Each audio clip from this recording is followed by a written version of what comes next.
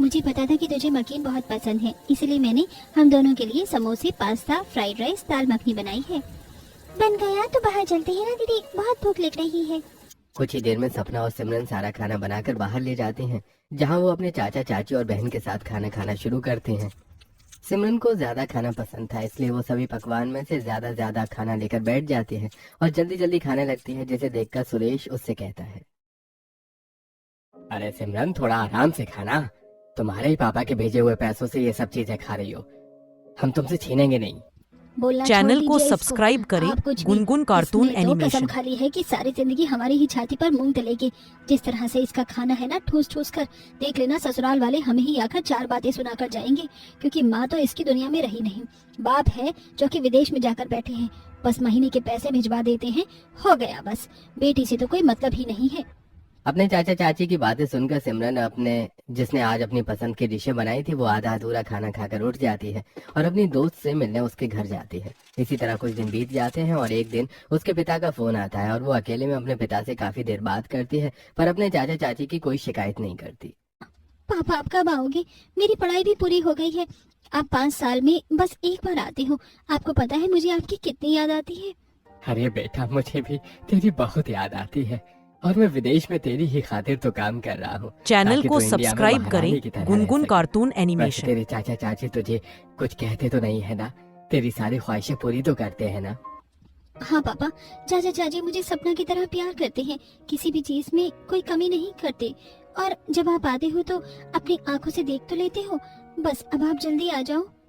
हाँ बेटा, जल्दी आऊंगा, बस एक बार अपने चाचा से बात करवा दे। अपने पिता के कहने पर सिमरन अपने चाचा जी को फोन देती है। हाँ भैया, क्या हुआ? आप आ रहे हैं क्या?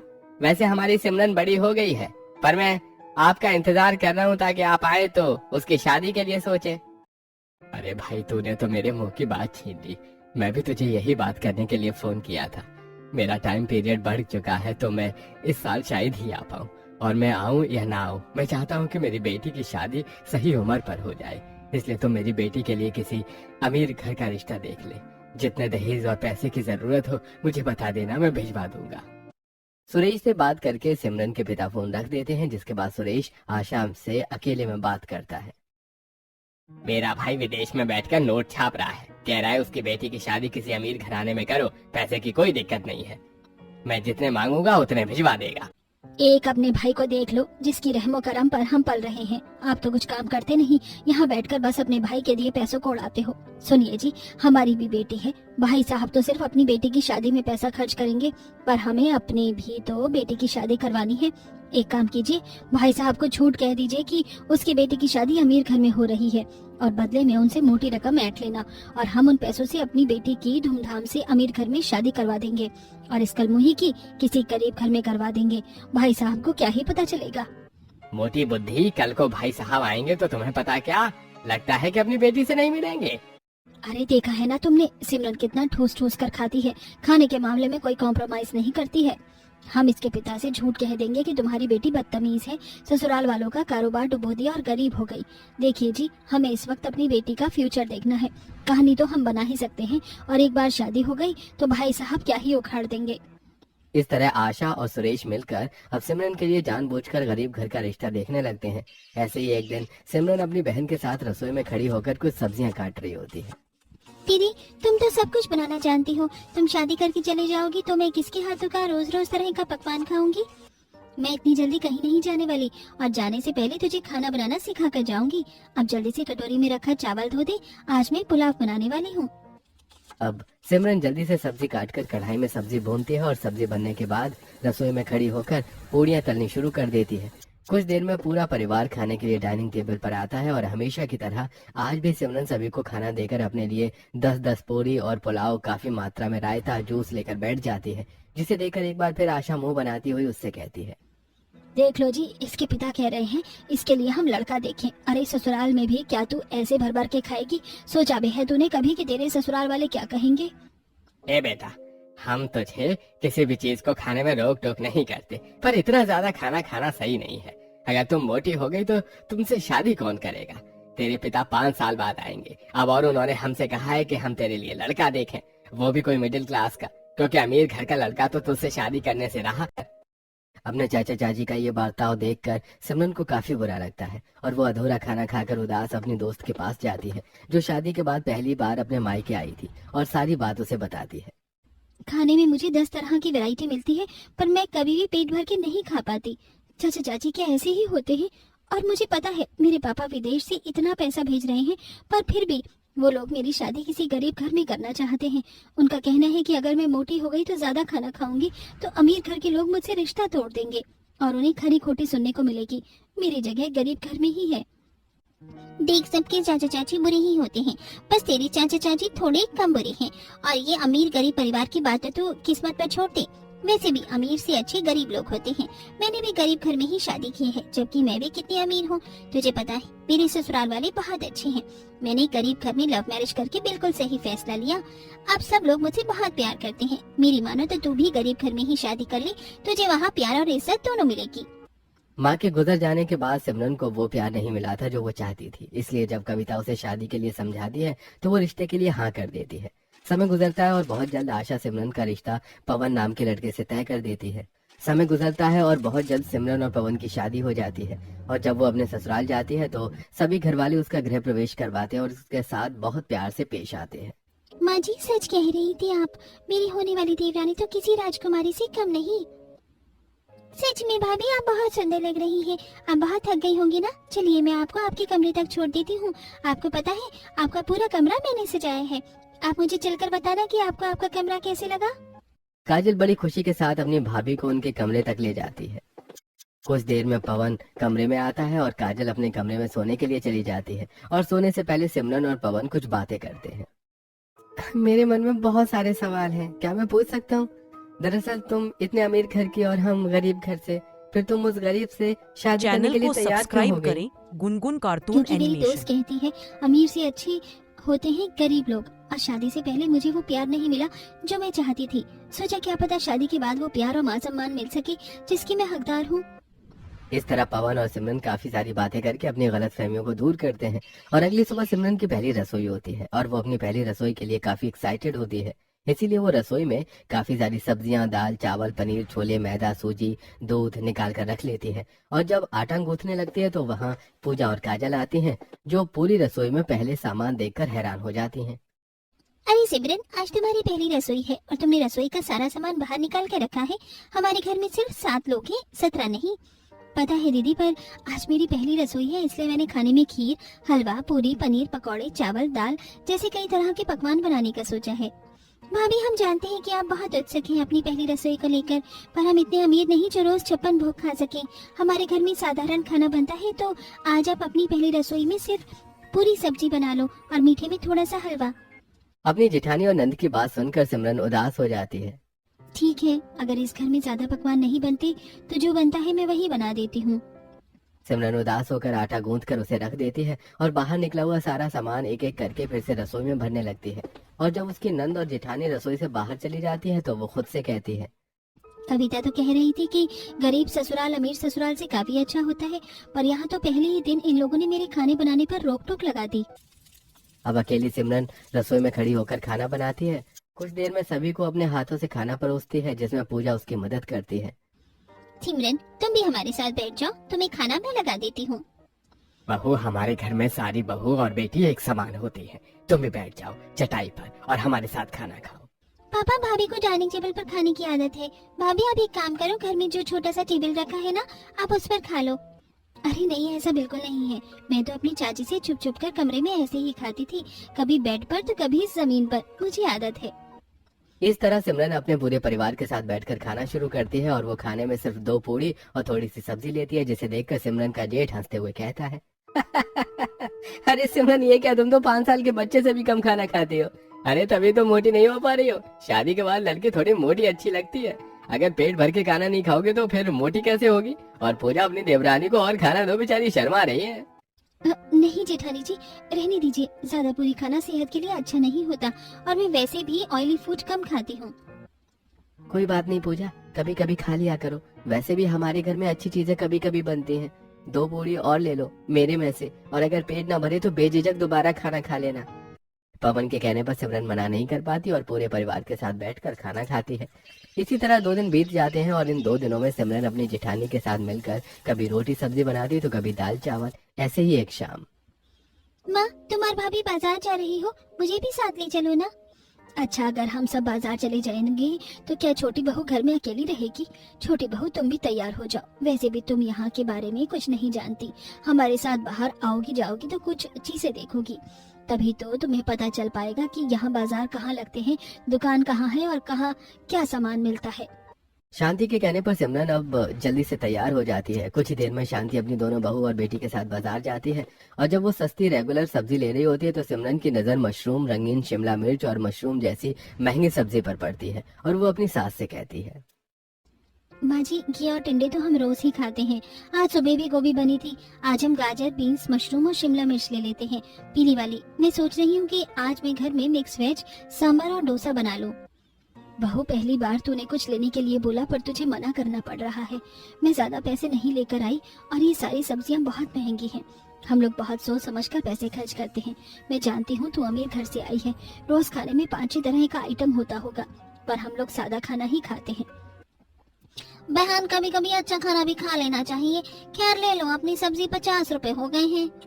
अपनी सास को सस्ती सब्जियां लेते देख और मना करने पर सिमरन का मुंह बन जाता है और वो मन ही मन खुद से कहती है, मेरा तो मायका और ससुराल एक जैसा ही है, बस फर्क इतना है कि मायके में मैं 10 तरह का पकवान बना सकती थी पर खा नहीं सकती थी, और यहाँ पेट भर कर खा सकती हूँ पर बना नहीं सकती। मुंह बनाकर उदास सिमरन घर आती है और घर आते ही अपनी जेठानी के साथ एक तरफ रोटी तो दूसरी तरफ सब्जी बनाने लगती है। क्या हुआ सिमरन, जब से तुम बाजार से आई हो तो तुम्हारा बड़ा मुंह उतरा सा है। माँ जी की बात बुरी लगे क्या? पर तुम चिंता मत करो, 2 दिन के बाद पूर्णिमा है और पूर्णिमा वाले दिन हमारे घर में अच्छा खाना बनता है। वो सब तो ठीक है दीदी, पर क्या अच्छा खाना खाने के लिए हमें किसी ओकेजन का इंतजार करना पड़ेगा? सिमरन की बात का पूजा कोई जवाब नहीं दे पाती और कुछ ही देर में खाना बनाकर तैयार हो जाता है। और इस बार जब पूरा परिवार खाने के लिए बैठता है तो सिमरन खाना नहीं खाती। इसके बाद शांति खुद अपनी बहू के लिए खाना निकालती है, जिस पर विनोद अपनी बहू से कहता है, बहू, अगर कोई नाराजगी है तो बता दो पर खाने से क्यों मुंह मोड़ना? और मैंने तुम्हें कितनी बार बोला है पेट भर कर खाना खाया करो, तुम मेरी बेटी की तरह हो। बहू, मैं समझ सकती हूँ तेरा मायका अमीर, तेरा ससुराल गरीब। यहाँ के और वहाँ के खाने में कितना फर्क है। शायद तुझे यहाँ का खाना भी अच्छा नहीं लगता, इसलिए तू पेट भर के खाना भी नहीं खाती, पर मैं तेरी सास हूँ, मैं अपनी बहू को खाली पेट तो सोने नहीं दूंगी। चल आजा, तुझे मैं खाना खिलाती हूँ अपने हाथों से। अब शांति अपने हाथों से अपनी बहू को खाना खिलाती है। जैसे सिमरन ये खाकर अपने मायके के दिन याद करती है, जहाँ वो कभी 2 बार से ज्यादा खाना खाने बैठती तो उसकी चाची आकर उससे खाना छीन लिया करती थी। अरे तेरा पेट है या कुआं? पेट नहीं भरता क्या? खाकर मोटी होना चाहती है? ऐसे ही इतनी मोटी हो चुकी है। तू क्या चाहती है कि सारी जिंदगी हम ही तुझे देखते रहें? हमने पहले ही इतना कर दिया, क्या वो कम है जो हमारी समस्या और बढ़ाना चाहती है? माँ, खाने दो ना दीदी को, आखिर घर में खाना तो वही बनाती है। अब क्या वो अपने हाथों का बनाया हुआ खाना भी नहीं खा सकती? घर में कोई नियम नहीं है कि इंसान 2 या 3 बार ही खाना खाए, और जब बार बार खाना खाने से मैं मोटी नहीं हो रही तो दीदी कैसे होगी? और अगर दीदी हो भी गई ना मोटी तो मुझे नहीं लगता कि इसमें कोई प्रॉब्लम भी हो सकती है। बहुत बोलने लगी है तू, देख रही हूँ मैं तुझे। तू तो इसके नक्शे कदम पर चल रही है, लगता है तेरा भी खाना कम करना पड़ेगा। और खबरदार, अगर अपनी दीदी की चमची बनी तो तुम्हारे भले के लिए कह रही हूँ, क्योंकि मोटी लड़कियों से ना तो कोई प्यार करता है और ना ही कोई उसकी रिस्पेक्ट करता है। अगर प्यार और रिस्पेक्ट चाहिए तो मेरी बात सुनो। नहीं चाची, मेरी वजह से सपना को सजा मत दो, मैं अपने खाने पर कंट्रोल। सिमरन अपनी सास के हाथों से खाना खाते हुए पुरानी बातें सोचती है, जिस वजह से उसकी आंखें भर आती हैं। क्या हुआ सिमरन, तुम रोने क्यों लगी? कुछ नहीं हुआ, बस कुछ याद आ गया था। सबके पूछने पर भी सिमरन किसी को कुछ नहीं बताती और सभी लोग खाना खाकर आराम करने के लिए चले जाते हैं। समय गुजरता है और अब हर रोज सिंपल सादा खाना खाकर सिमरन बोर हो जाती है और एक दिन उनके घर एक छोटी सी दावत आती है, जिसके लिए सब काफी अच्छे से तैयार होते हैं। भाभी, आज तो आपको 6-7 तरह का खाना खाने को मिलेगा। आप खुश है ना?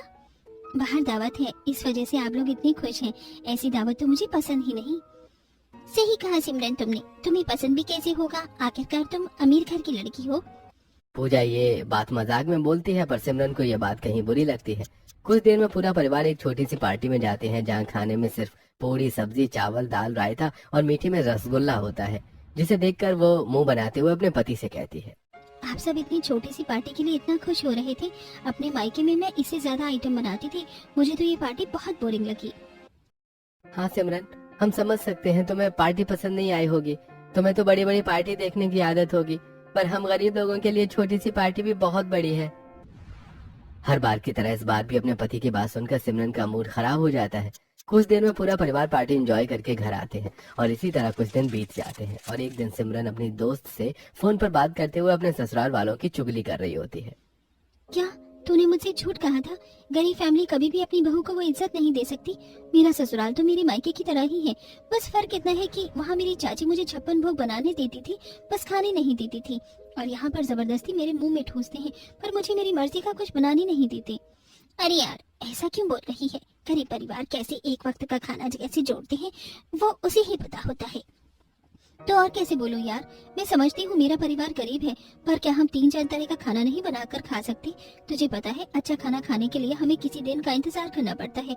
किसी का बर्थडे हो, पार्टी हो, पूजा हो, कोई फेस्टिवल हो, तब इस घर में कुछ अच्छा बनता है। और अच्छे के नाम पर सिर्फ 2 या 3 तरह का आइटम। परेशान हो गई हूँ मैं तो। सिमरन जब अपनी दोस्त से फोन पर अपने ससुराल वालों की बुराई कर रही होती है तो कमरे के बाहर राहुल, पवन और काजल सिमरन की बातें सुन लेते हैं। मैंने कभी सोचा भी नहीं था कि भाभी इस तरह हमारी बुराई करेंगी। काजल, उसकी बातों को दिल पर मत ले। जानती है ना, वो बड़े घर से आई है और उसके पापा भी उसके साथ नहीं रहते थे। तुम लोगों ने शायद ध्यान नहीं दिया, पर बेचारी सिमरन अपने मायके में भी परेशान थी और यहाँ शायद उसे उसके मनपसंद का खाना खाने को नहीं मिल रहा। शायद इसीलिए वो अपने गरीब परिवार से भी परेशान हो गई है। हमें उसकी परेशानियों को समझना चाहिए। भैया सही कह रहे हैं, अपनी भाभी को थोड़ा समय दो, वो हमें और हमारी मजबूरी को समझने लगेगी। राहुल के समझाने पर काजल इस बात को समझ जाती है और किसी से कुछ नहीं कहती। इसी तरह कुछ दिन बीत जाते हैं और एक रात जब पवन कॉपी पेन लेकर बेड पर बैठकर महीने का हिसाब कर रहा होता है तो वहीं सिमरन को दोबारा भूख लगती है और वो सोने की कोशिश करती है, पर भूख से उसे नींद नहीं आती और उसके पेट से आवाज आने लगती है, जिसे सुनकर पवन को हंसी आती है और वो सिमरन से कहता है, अरे लगता है तुम्हें भूख लगी है, इसीलिए कहता हूँ पेट भर कर खा लिया करो। घर में खाना रखा है, कहो तो मैं ला दूं। आप खाना लेकर आओगे? पर आपको पता है मैंने 3 टाइम का खाना खा लिया है। तो क्या हुआ अगर 3 टाइम का खाना खा लिया है? तो तुमने कोई नियम बना रखा है क्या कि पूरी दिन में 3 बार खाना खाओगे या 4 बार नहीं? अरे इंसान को जब भूख लगेगी तब वो खाएगा। हम भले ही तुम्हें 56 भोग न खिला सके, पर पेट भर कर खाना तो खिला ही सकते हैं ना। मैं अभी तुम्हारा खाना लाता हूँ। आप सब बस अच्छी और बड़ी बातें करना जानते हैं। जो मेरा खाने का दिल होता है वो तो कोई खाने नहीं देता। आप लोगों से अच्छी तो मेरी वो बुरी चाची थी, कम से कम मुझे मेरी मर्जी का खाना तो बना लेने देती थी। अगर मैं मोटी हो गई तो आप मुझे छोड़ दोगे और मेरी चाची से मेरी शिकायत कर दोगे कि मैं कितना खाती हूँ। हे भगवान, तुम्हारे दिमाग में कितनी सारी बेतुकी बातें हैं। ऐसा कुछ नहीं है जैसे तुम सोच रही हो। ये देखो, मैं और भैया जो कमाते हैं वो सब कुछ घर के राशन, बिजली बिल, पानी का बिल, काजल के कॉलेज की फीस, पापा की दवाइयाँ, इन सब में चला जाता है और जो पैसा बचता है उसे हम सेविंग करते हैं। अब तुम बताओ, इतने कम पैसे में हम महंगे और रोज तरह तरह की चीजें कैसे खा पाएंगे? आप सब इतनी मुश्किल से घर चला पा रहे हैं, मुझे पता ही नहीं।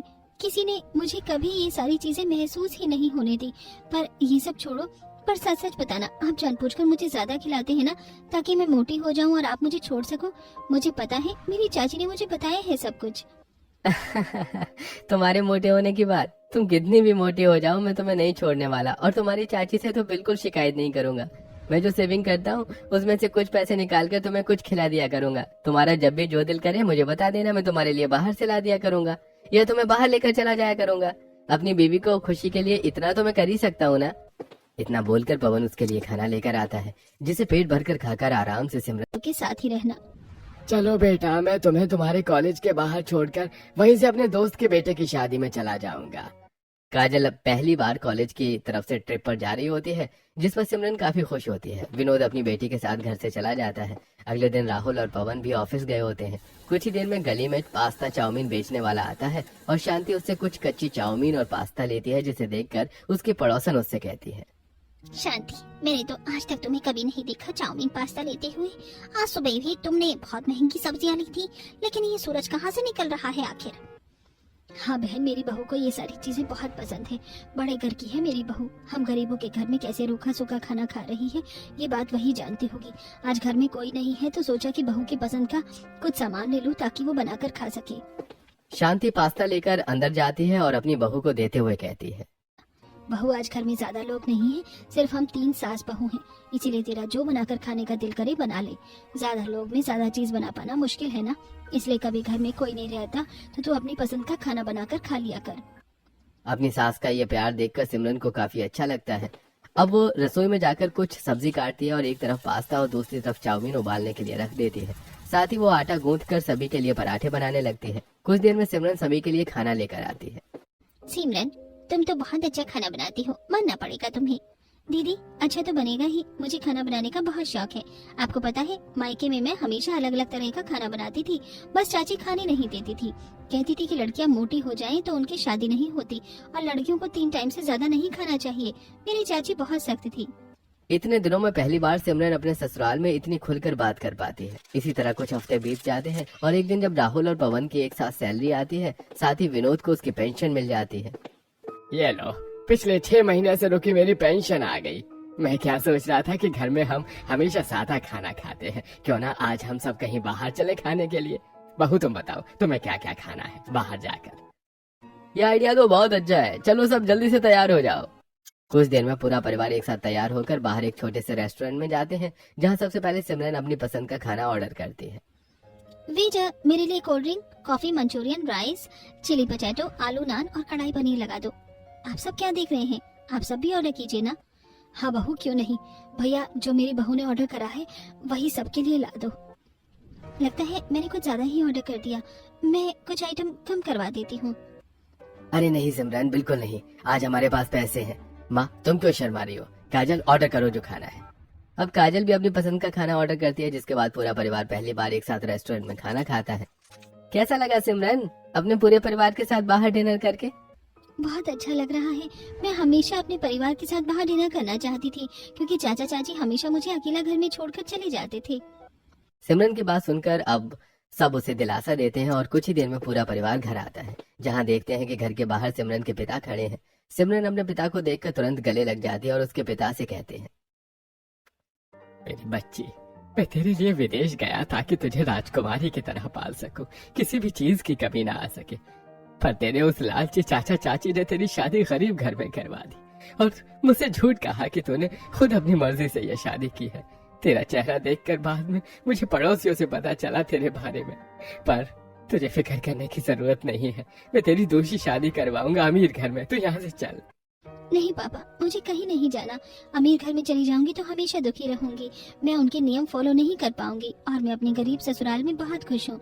यहाँ की सूखी दाल रोटी भी मेरे अमीर मायके के खाने से लाख गुना अच्छी है। और आपको पता है, मैं अभी बाहर से डिनर करके आई हूँ। चैनल को अब आप ही सब्सक्राइब बताओ, करें, मायके का पकवान गुनगुन अच्छा है कार्टून या ससुराल एनिमेशन। का?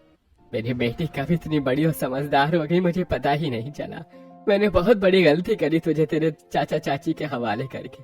मुझे विदेश जाना ही नहीं चाहिए था, पर मुझे लग रहा था कि तू अपने ससुराल में भी खुश है। भाई साहब, हमारे लिए जैसे हमारी काजल है वैसे हमारी दोनों बहू हैं। हम जानते हैं हमारी बहू बड़े घर से आई है, इसलिए हम उसका ख्याल रखते हैं। अगर हमसे कभी कोई गलती हो जाए तो हमें माफ कर देना। अब समझ में आ रहा है मुझे, मेरी बेटी अपने गरीब ससुराल वालों के साथ क्यों रहना चाहती है। मेरी बेटी का फैसला बिल्कुल सही है और मैं उसके फैसले की इज्जत करता हूँ। अच्छा मेरी बेटी, अब मैं चलता हूँ। अब मैं इंडिया में ही रहूंगा, इसलिए कभी भी तुझे मेरी याद आए और मेरी जरूरत पड़े तो अपने पापा को याद कर लेना।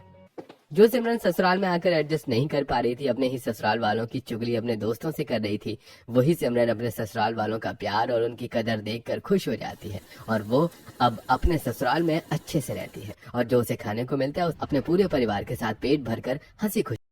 कम्बल में आ जाओ, खाना बन चुका है। सही कहा राजू ने, अब जल्दी से खाना खा लेते हैं। ठंड में गर्म खाना खाने का मजा ही कुछ और है। एक गरीब परिवार अपने छोटे से घर में खुशहाल जिंदगी जी रहा था। राजीव मेहनत मजदूरी करके दिन में 200 से 300 रुपए ही कमाया करता था, पर एक दिन सुबह सुबह अचानक निशा की जेठानी अपने परिवार के साथ आती है। जेठानी जी, इतनी ठंड में सुबह सुबह आप? हाँ चाची, मेरी स्कूल की छुट्टियां बढ़ गई हैं, इसलिए हम सब कुछ दिन के लिए यहाँ आपके पास आ गए। कुछ खाने को है तो दे दो ना, बहुत भूख लग रही थी। हाँ मेरा बच्चा, खाना बना हुआ है, बहुत गोलों को खाना दे दे। इतनी ठंड में अपनी जेठानी और उसके परिवार को देखकर निशा थोड़ी परेशान हो जाती है और अपने पति से जाकर बोलती है, सुनिए जी, सब्जी खत्म हो गई है और जेठानी जी जब तक गोलू की स्कूल नहीं खुल जाती तब तक यहीं रहेंगे, इसलिए आप शाम को आते हुए सब्जी लेते आना। अभी के लिए तो मैं कुछ जुगाड़ कर लूंगी। ठीक है निशा। निशा और उसके परिवार की हालत पहले से ही बहुत खराब थी और जेठानी के आने के बाद उसकी परेशानी और बढ़ जाती है, पर फिर भी वो अपनी जेठानी, जेठ और उसके बच्चे को भरपेट खाना खिलाती है। और उनके खाने के बाद जब थोड़ा सा खाना बच जाता है तो राजू खाने की जिद करता है। माँ, मुझे भी भूख लग रही है। अब तो सबने खाना खा लिया, अब तो खाने को दे दो। हाँ बेटा, दे रही हूँ। माँ जी देखिए ना, थोड़ी सी सब्जी बची है, अगर राजू ने खा लिया तो मैं, आप और दोपहर में राजीव जी क्या खाएंगे? वो भी तो लंच करने के लिए घर ही आते हैं। बहू तेरी जेठानी बस कुछ दिनों के लिए यहाँ आई है, उसे अच्छा खाना खिलाकर सही किया तूने। हम लोग तो कुछ भी खा लेंगे। एक काम कर, तू इस सब्जी में पानी मिला ले। अपनी सास के कहने पर निशा उस थोड़ी सी सब्जी में पानी मिला लेती है और पानी वाली सब्जी देख राजू मुंह बनाने लगता है। माँ, तुमने किस चीज की सब्जी दी है मुझे? अगर मैं इसमें डूबकर भी सब्जी ढूंढूं तो मुझे सब्जी न मिले। ये सब्जी कम और पानी ज्यादा है। बेटा ऐसे नहीं बोलते, खाने का अपमान होता है। रोज तो तुम अच्छा ही खाते हो, एक दिन पानी वाली सब्जी खा लोगे तो कुछ नहीं होगा। निशा, अर्चना और राजू पानी वाली सब्जी खाते हैं। अब इसी तरह 2 दिन बीत जाते हैं और जेठानी और उसके परिवार के आने की वजह से निशा और उसके परिवार को दिक्कतें उठानी पड़ती हैं। पर उनकी मुसीबत अभी खत्म नहीं हुई थी कि तभी उनकी देवरानी भी इस ठंड में अपने परिवार से मिलने अपने पति और बच्चों के साथ आ जाती है। जेठानी जी, इस ठंड में आप भी यहाँ आई हैं? हाँ, दिशा, स्कूल के बच्चों की 15 दिन की छुट्टी पड़ी है। इस कड़ाके की ठंड में तो सोचा कि क्यों ना मैं अपने घर पर आ जाऊं और अपने परिवार से भी मिल लूं। ये तो बहुत अच्छा किया आप सबने। पिंकी बेटा, तुम्हें भूख लगी होगी ना, चलो मैं तुम्हें खाना खिलाती हूँ। इतना बोल परिवार को अंदर ले जाती है और जमीन पर बिस्तर लगाकर बैठा देती है और खुद खाना बनाने लगती है। पर उसके घर में सब्जी नहीं होती और वो बाहर बैठे राजीव के पास जाती है। सुनिए जी, घर में सब्जी के नाम पर एक आलू तक नहीं है। थोड़ी सी दाल रखी है, सोच रही हूँ कि वही बना दूं, पर आप किसी से पैसे उधार लेकर थोड़ा सा सब्जी ले आओ। क्या सब्जी खत्म है? पर मुझे कल तो दिहाड़ी मिली थी, मैं उसी से तो सब्जी लेकर आया था। अब इतना बड़ा परिवार है और आपकी दिहाड़ी सिर्फ 200-300 रुपए है। सब्जी इतनी महंगी है कि 200 रुपए में सिर्फ एक ही दिन की सब्जी बन पाती है। अच्छा ठीक है, तुम परेशान मत हो। मैं कुछ करता हूँ और कोशिश करना कि घर में किसी को पता न चले कि हमारी स्थिति कैसी चल रही है। इतना बोलकर राजीव अपने एक दोस्त के पास जाता है और उससे कुछ पैसे उधार ले लेता है। तो वही निशा घर में रखी थोड़ी सी दाल बनाती है और अपने घर आई देवरानी, जेठानी, उनके पति, बच्चों को भरपेट अच्छा खाना खिलाती है। पर जब खुद के खाने की बारी आती है तो अर्चना उस दाल में पानी मिला देती है। माँ जी, आपने दाल में पानी क्यों मिला दिया? इतनी दाल तो रखी थी कि आप और राजू खा सके। मैं और राजू तो खा लेते, पर तू और राजीव क्या खाते? इस तरह अपनी गरीबी के चलते निशा, अर्चना, राजीव पानी वाली दाल रोटी से खाते हैं।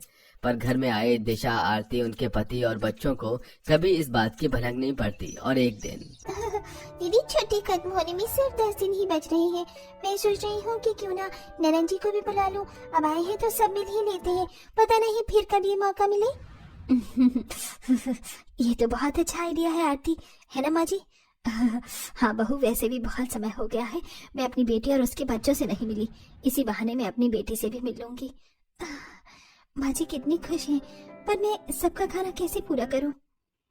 जैसे जैसे ठंड में घर के सदस्य बढ़ रहे थे, वैसे वैसे निशा, राजीव की परेशानी बढ़ती जा रही थी।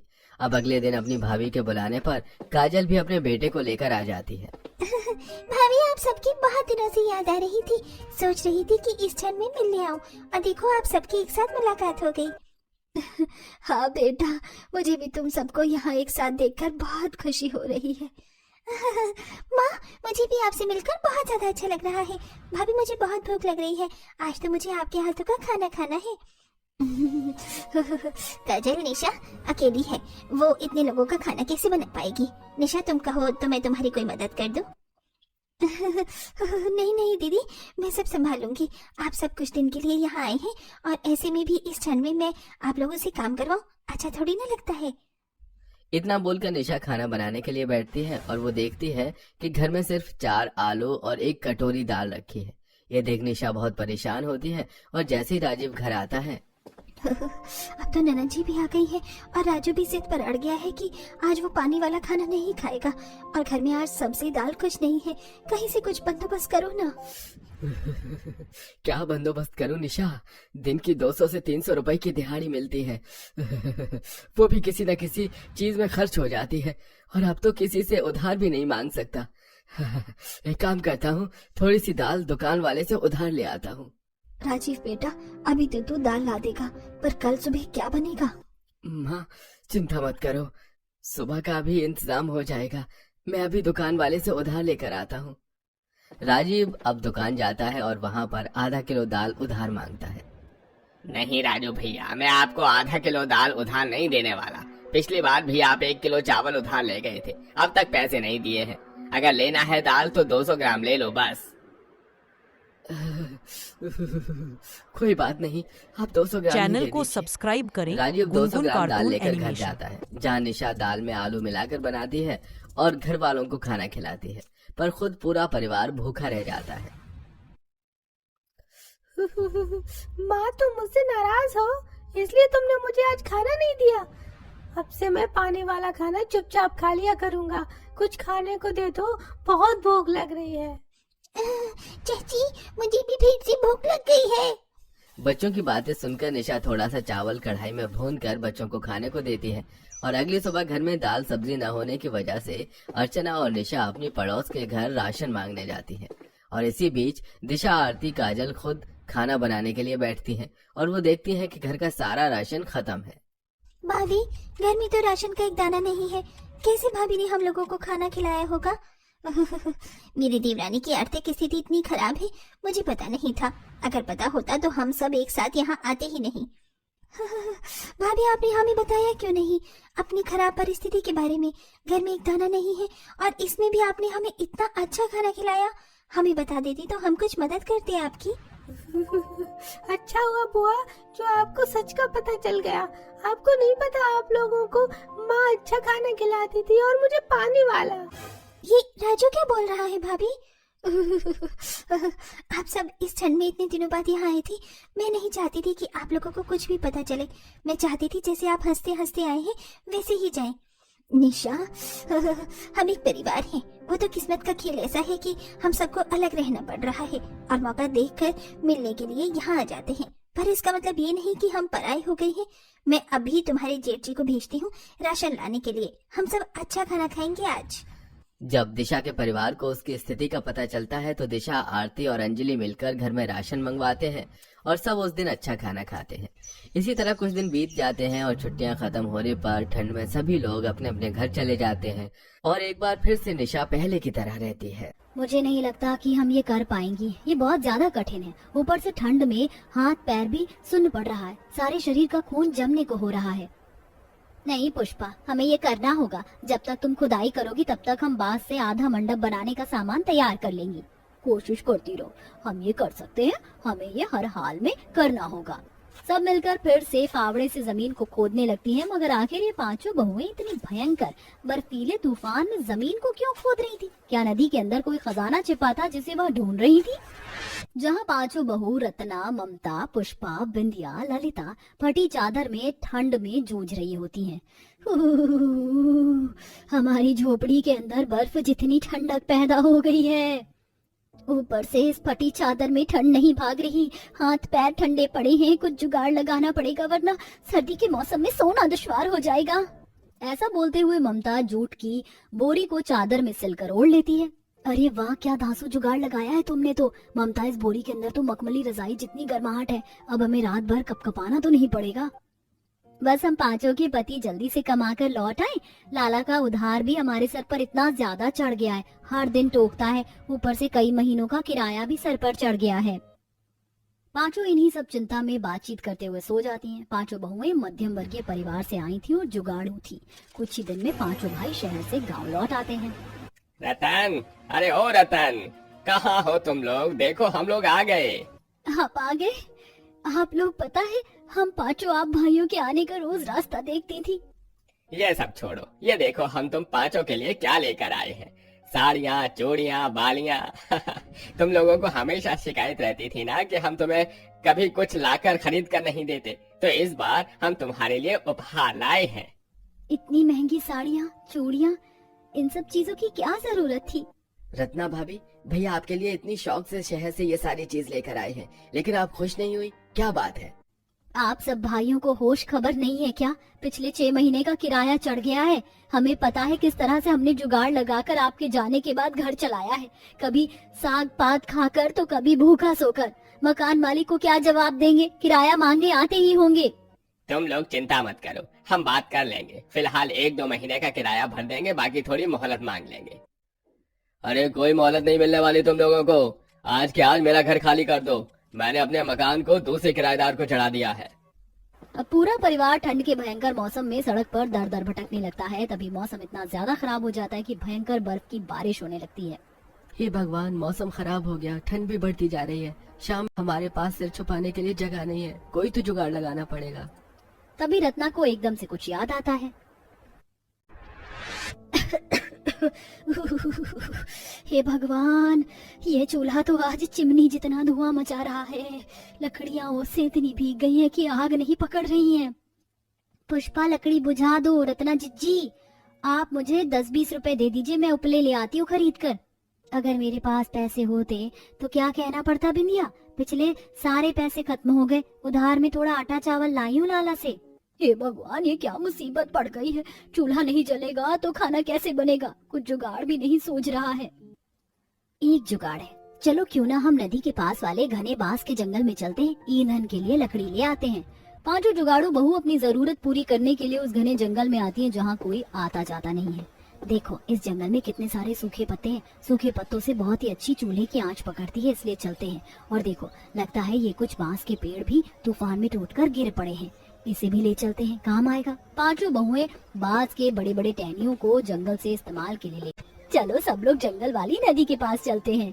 सब लोग किसी तरह नदी के किनारे आते हैं और बांस के घने पेड़ के नीचे 5 बहू आग जलाकर जुगाड़ से गर्माहट में रात गुजारती हैं। सूरज की किरण फूटने के साथ अगला दिन चढ़ जाता है। कल की रात तो किसी तरह निकल गई, लेकिन हम बहुओं को ठिकाना तो बनाना होगा, क्योंकि ठंड का मौसम है, खुले में रहे तो सर्दी से मर जाएंगे। पांचों बड़े गौर से नदी को देखती हैं। तभी ममता रत्ना से कहती है, रत्ना जी, जो मैं सोच रही हूँ, क्या आपको भी वही जुगाड़ आ रहा है? हम इस नदी के किनारे अपने रहने के लिए बांस का मजबूत बम्बू हाउस बना सकती हैं, क्योंकि बांस तो लकड़ी का होता है, वो डूबता नहीं है बल्कि तैरता है। और साथ में हम इस नदी और जंगल के बीच में एक बांध भी बना लेंगे, ताकि हम जल और थल दोनों के बीच में से अपना भरण पोषण की पूर्ति भी कर सकें। ये तुमने बहुत ही अच्छा जुगाड़ लगाया ममता। आज तक हम गरीब जुगाड़ू बहू ने छोटे मोटे जुगाड़ किए थे, लेकिन आज हम जुगाड़ से घर बनाने जा रही है। किसी ने ठीक ही कहा है, जिसका कोई नहीं होता उसका ऊपर वाला होता है। अब पांचों ठंड में कांपते कांपते बांस के पेड़ काट कर घर की नींव रखती हैं। तभी बांस के घने पेड़ से एक सांप कुंडली मार कर उनके सामने आ जाता है। सांप, बचाओ बचाओ। तभी पांचों के पति लाठी मारकर सांप को मार देते हैं। पांचों जुगाड़ू बहुएं नदी के किनारे पर घर और बांस का बांध भी बना लेती हैं। आखिरकार हम जुगाड़ू बहुओं की मेहनत रंग ले आई। हमने अपना बांस का आशियाना तैयार कर लिया। ठंड में हमारे सर पर छत तो है। हाँ, लेकिन इतनी मेहनत के बाद मुझे तो बहुत जोर की भूख लगी है। भूख तो लगेगी ही, 2 दिन से हमारे पेट में एक निवाला तक नहीं गया है। लेकिन इस जंगल में तो खाली बांस के पेड़ हैं, कोई फल सब्जी का पेड़ नहीं है। बांस थोड़ी ना खाएंगे। किसने कहा कि हम बांस नहीं खा सकते? पता है कितनी जगह पर लोग बम्बू सूप बनाकर पीते हैं। इसमें बहुत पौष्टिक होता है और सर्दियों के मौसम में तो इसे पीना बहुत ही लाभदायक होता है। बिंदिया फौरन जाती है और बांस की डाली में से पतली पतली टहनी तोड़कर ले आती है। वहीं रत्ना ममता मिट्टी से चूल्हा बना लेती हैं और सब बांस का सूप पीकर पेट भरते हैं। वहीं पांचों के पति बांस की लकड़ी बाजार में बेचकर कमाने की कोशिश करते हैं। वहीं पांचों जुगाड़ू बहू चिंता में पड़ी हुई थी। अब तो हमारे पति लोग भी जी जान लगाकर मेहनत कर रहे हैं, लेकिन इतनी मेहनत के बाद भी विशेष कमाई हाथ में नहीं लग रही। पेट का गुजारा भी ठीक ढंग से नहीं चल पा रहा। हमें भी कुछ करना पड़ेगा, कुछ जुगाड़ लगाते हैं। वैसे इस नदी के अंदर कितना गहरा पानी है, तब तो इसके अंदर कितनी सारी मछली होगी। हम मछली बेचकर भी कमा सकते हैं। तो ऐसा करते हैं, आज रात को ही हम नदी में जाला लगाकर छोड़ देंगे। मछली हुई तो सुबह तक फंस जाएगी। पांचों बांध के चारों तरफ नदी में जाला लगा देती हैं। सुबह जब वह जाला निकालती है तो उनका जाला मछलियों से भरा पूरा होता है। वो सब खुश हो जाती है। अरे वाह, हमारे जाले में कितनी सारी मछलियाँ फंसी है, इसे बेचकर तो पैसा ही पैसा होगा। हम कुछ मछली ऐसे बेचेंगे और कुछ के पकौड़े बनाकर, ताकि कमाई ज्यादा हो। इसी तरह पांचों मछली बेचकर गुजारा करती हैं। तभी एक दिन एक आदमी उस गहरी नदी के अंदर कूद जाता है। तभी पांचों बहुएं उस वक्त बांस के घर में बांस की छाल से सूप चटाई बना रही थी। ये कैसी आवाज थी, जैसे किसी ने नदी में छलांग लगाई हो। चलो देखते हैं, कहीं कोई खतरनाक मगरमच्छ हमारे बांस के घर पर हमला तो नहीं करने वाला है। पांचों उस आदमी को बाहर निकालती हैं। अरे क्यों बचाया तुम लोगों ने मुझे, बचाने दिया होता। जिंदा रहकर जिल्लत उठाने से अच्छा मैं मर जाऊं। खुदकुशी करना तो बुज़दिल का काम होता है काका। आप परेशान हैं तो हमें बताइए, हम आपकी कुछ मदद कर सकते हैं। मेरा घर टूट गया, आज मेरी बेटी की बारात आने वाली है। न घर बचा है न मंडप है। अरे कैसे होगी मेरी बेटी की विदाई, कैसे उठेगी उसकी डोली। चिंता मत कीजिए, हम हैं ना, हम पांचों के रहते सब पूरा होगा, निश्चिंत रहिए काका। पर मंडप और साज सजावट कैसे करेंगे हम? तुम भूल गई, शादी में मंडप हरे बांस से ही तो बनता है। बस चलो, हमें शाम तक बांस का मंडप बनाना है। चलो जमीन खोदो। पांचों मिलकर नदी किनारे की जमीन खोदती हैं। हिम्मत रखो, हम ये कर सकते हैं। कुछ देर में पांचों जुगाड़ू बहू बांस का मंडप और बारातियों के लिए बांस की कुर्सी भी बनाती है और अपने जुगाड़ वाले बांस के घर को फूल पत्तियों से बहुत ही सुंदर सजा देती हैं। जब बारात वहाँ आती है तो सब बहुत तारीफ करते हैं। अरे वाह, आप लोगों ने बहुत ही परफेक्ट बैम्बू हाउस मंडप बनाया है। मैं इसे अपनी बेटी की शादी के लिए बुक करना चाहता हूँ। एक्चुअली मेरी बेटी डेस्टिनेशन वेडिंग करना चाहती है, किसी ऐसी जगह ही, पर ये रहा एडवांस, ले लीजिए। इस तरह पांचों बहुओं का जुगाड़ बांस घर अब लोगों की पहली पसंद बन जाती है। वहीं पांचों की नवंबर का महीना था। गांव महिमापुर पर ठंड की पहली मार पड़ चुकी थी। सुबह का कोहरा इतना घना था कि 4 कदम दूर खड़ा आदमी भी दिखाई नहीं देता। हर झोपड़ी के ऊपर से सफेद धुंध ऐसी लटक रही थी जैसे किसी ने पूरे गांव को रुई से ढक दिया हो। गांव के अमीर घरों में अलाव जल रहे थे, लेकिन हरिया की झोपड़ी में बस ठंड, सन्नाटा और अधूरा चूल्हा था। मुन्नी बिटिया, चादर अपने ऊपर और खींच ले, बाहर की हवा बड़ी जालिम है। बापू, बड़ी ठंड लग रही है, आग नहीं जलाएंगे क्या? लकड़ी होती तो जलाते बेटा। खेत में जो डंठल पड़े थे वह भी भीग गए हैं। जब धूप निकलेगी तो सुखा लेंगे। सुनो जी, मैंने थोड़ा भूसा बचाया है, उसी से आग जला लेते हैं। नहीं चंदा, वह भूसा तो बैलों के लिए है। हम तो एक रात ठिठुर लेंगे, मगर बैल बेचारे क्या करेंगे, उन्हें भी तो सांस लेनी। झोपड़ी के बाहर हवा सरसराती रही। दीवारों के बीच से बर्फीली हवा अंदर घुसती रही। गांव के अमीर सेठ हरिराम के यहाँ आज जश्न था। बेटी की सगाई हो रही थी। चारों ओर रोशनी, ढोलक और पकवानों की खुशबू फैल रही थी। किस्मत वालों के घर में तो ठंड में भी गर्मी होती है। हमारे हिस्से बस धुआं, ठिठुरन और भूख ही आई है। हरिया ने आसमान की ओर देखा। धुंध के बीच कहीं चांद दिखाई दे रहा था। उसे लगा जैसे भगवान भी कहीं ठंड में सिमट गया हो, और वह सोचता रहा, क्या इस सर्दी में हमारी चैनल को किस्मत भी जम सब्सक्राइब जाएगी? करें। गुनगुन कार्टून रात एनिमेशन। भर की ठंड नहीं, जैसे हर चीज को जमा दिया था। सुबह होते ही सूरज की किरणें तो दिखी, पर उनमें वह गर्मी नहीं थी जो शरीर को राहत दे सके। गांव महिमापुर अभी भी धुंध की चादर में लिपटा पड़ा था। खेतों के ऊपर सफेद पल ऐसे जम गया था जैसे किसी ने दूध उड़ेल दिया हो।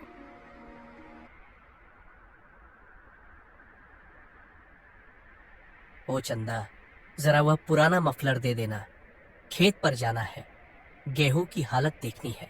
आप इतनी ठंड में खेत जाओगे? रुको, जरा धूप निकल आए तब जाना। धूप का क्या भरोसा, फसल तो अपने समय से नहीं रुकेगी, और भूख भी नहीं है।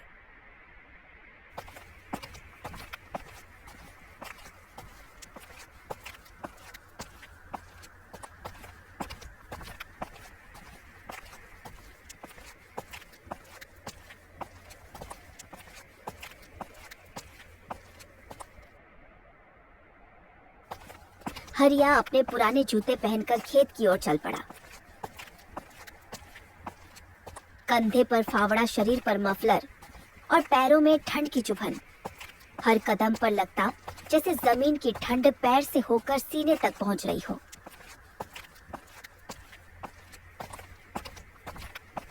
ओ हरिया, इतने सवेरे सवेरे कहाँ चला जा रहा है?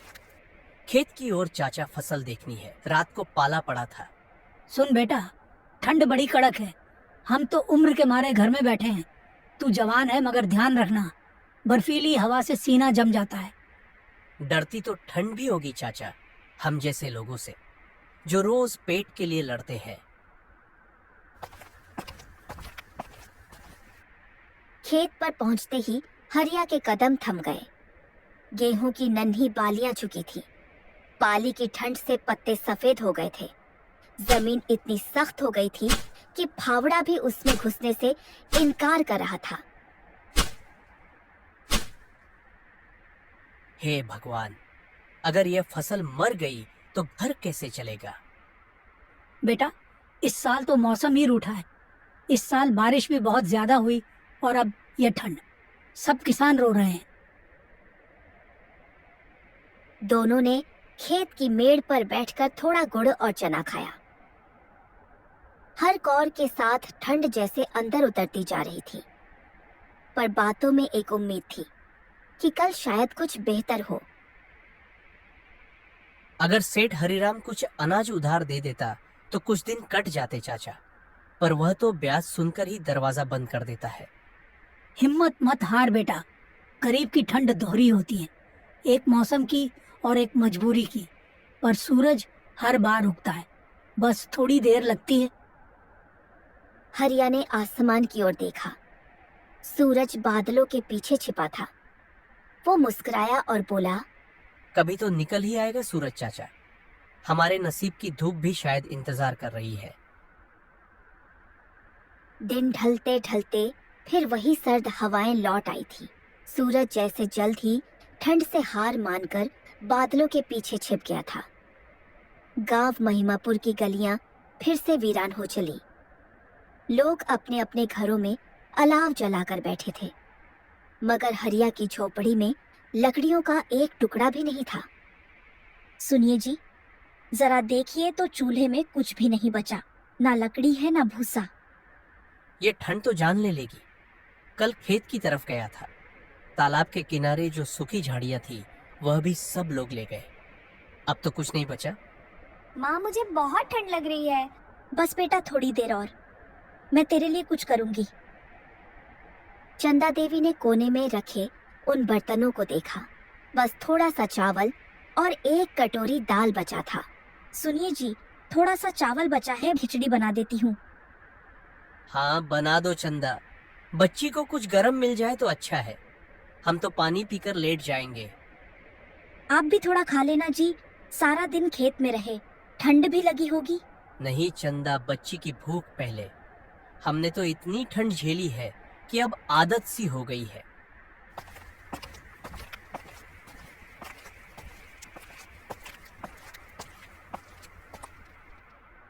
ने थोड़े से पानी में दाल चावल उबालने शुरू कर दिए। माँ, खिचड़ी की खुशबू आ रही है। जब खिचड़ी पक गई तो चंदा देवी ने एक छोटी थाली में खिचड़ी थोड़ी सी परोसी। उसे झट से खा लिया। उसकी आंखों में अब कुछ चमक लौटी थी। आप भी खा लीजिए, थोड़ा बचा है। चंदा, तुम भी खा लो पहले। हम दोनों तो ठंड के आदी है। बच्ची पेट भर ले, वही सबसे बड़ी नियामत है। उस रात तीनों को नींद नहीं आई। चूल्हे की राख ठंडी पड़ चुकी थी और हवा अब भी दीवारों के बीच से चली आ रही थी। हरिया ने अपने बेटे और पत्नी को चादर में लपेटा, खुद किनारे बैठ गया और आसमान की ओर देखने लगा। हे भगवान, यह ठंड कब जाएगी? कब हमारे घर में भी गर्मी आएगी? उसके शब्द हवा में खो गए, जैसे आसमान ने भी जवाब देने से मना कर दिया हो। सिर्फ चांद की ठंडी रोशनी झोपड़ी की खिड़की से अंदर आ रही थी। सुबह जब सूरज निकला तो उसकी रोशनी में गर्मी नहीं, बस धुंध का पर्दा था। गांव महिमापुर की गलियों में सन्नाटा पसरा हुआ था, जैसे ठंड ने हर जिंदगी को जमा दिया हो। हरिया को अपने पुराने संदूक में फटा हुआ स्वेटर मिला। उसे पहनकर वह चारपाई पर बैठ गया। सुनिए जी, पड़ोसी रघुदास की झोपड़ी से कोई आवाज नहीं आ रही। सुबह से कुछ लोग बोल रहे थे कि रात बड़ी भयंकर थी। चलो चलकर देख लेते हैं। हरिया और चंदा देवी धीरे धीरे रास्ते से गुजरे। दोनों झोपड़ी के पास पहुंचे तो अंदर अंधेरा था। रघुदास अपनी झोपड़ी पर चुपचाप पड़े थे। उनकी सांसें थम चुकी थी। उनकी पत्नी दीवार से टेक लगाए रो भी नहीं पा रही थी। शरीर ठंड से अकड़ चुका था। हरिया की आंखों में यह डर समा गया था। वह जानता था अब सिर्फ भगवान ही बचा सकते हैं। हे भगवान, ठंड ने इन्हें भी नहीं छोड़ा। अब क्या होगा?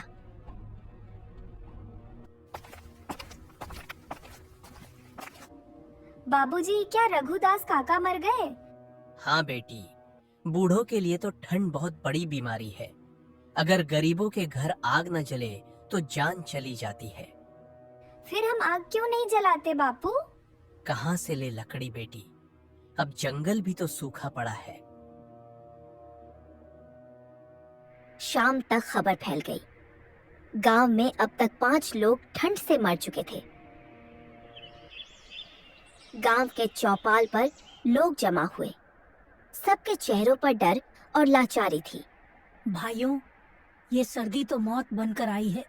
हमारे पास लकड़ी नहीं, चारा नहीं, कुछ भी नहीं। अगर आज हमने कुछ भी नहीं किया तो कल कौन बचेगा? आप ठीक कहते हैं काका, हमें पंचायत से कहना होगा, सरकार से मदद मांगनी होगी। लेकिन जी, जब तक मदद आएगी तब तक तो शायद। सवाल हवा में गूंजा, पर जवाब किसी के पास नहीं था। सिर्फ हवा थी जो सबकी सांस जमा रही थी। रात फिर उतर आई थी, पर इस बार वह पहले से ज्यादा काली थी। गांव के कई चूल्हे ठंडे हो चुके थे और कुछ लोगों की सांस भी। हरिया की झोपड़ी में अलाव तो जल रहा था, पर उसमें आग नहीं, बस राख बची थी। माँ, मुझे बहुत ठंड लग रही है। सो जा मुन्नी, भगवान से दुआ कर कल सूरज में थोड़ी गर्मी हो।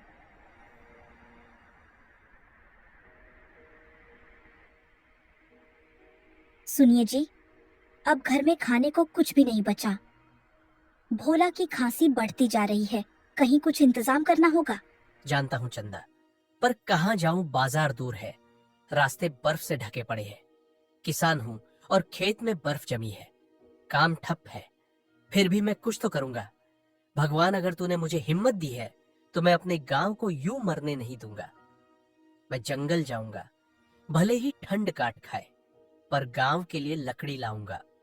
इतनी ठंड में नहीं जी, आप मत जाइए। जंगल बहुत दूर है, रास्ते में सियार और भेड़िए घूमते हैं। अगर इस बात से मैं डर गया और गांव कैसे जिएगा?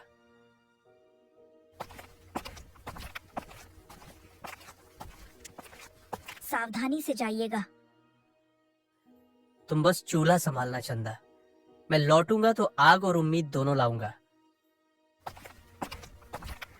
जंगल का रास्ता लंबा था, हर कदम पर बर्फ काटे और सन्नाटा। लेकिन हरिया की आंखों में डर नहीं था, सिर्फ अपने गांव की तस्वीर थी। आधे घंटे की यात्रा के बाद उसने सूखी डालियां देखी। वह टूटे पेड़ की टहनियों को इकट्ठा करने लगा। ठंड से हाथ सुन्न पड़ रहे थे, पर वह रुका नहीं। हरिया ने लकड़ियों का बड़ा गट्ठर बनाया, उसे सिर पर रखा और चल पड़ा। रास्ता कठिन था, लेकिन उसका इरादा उससे भी मजबूत। ये क्या है? Pocket money. तुम्हारी नई नई जॉब लगी है, तो जेब खाली होगी ना, तो मैं नहीं चाहती। पता नहीं कब लौटेंगे तुम्हारे बाबूजी। माँ बाबूजी तो हीरो है ना, वो जरूर लौटेंगे। जब दोपहर के बाद हरिया लौट कर आया, उसके कंधे पर लकड़ियों का ढेर था और चेहरे पर ठंड के बीच में भी पसीना चमक रहा था। चंदा देखो, लकड़ियां लाया हूँ। उस शाम पूरे गांव में हरिया के अलाव की गर्मी फैली। हरिया का छोटा सा साहस गांव के हर घर में उम्मीद की आग बन गया था। आग की लपटें हवा में नाच रही थी और हरिया के चेहरे पर वह सुकून था जो किसी राजा के पास भी नहीं होता, क्योंकि उसने अपने गांव को बचा लिया था। सुनिए जी, आपके लाए लकड़ियों ने तो पूरा घर रोशन कर दिया। चंदा, यह आग मेरी नहीं, गांव की है। अब कोई ठंड से नहीं मरेगा। माँ देखो, मेरी उंगलियां गर्म हो गई। धीरे धीरे आसपास के बच्चे भी आ गए। कोई अपने हाथ सेक रहा था, कोई लकड़ी डाल रहा था। कुछ देर में गांव के कई लोग हरिराम के घर के बाहर इकट्ठा हुए।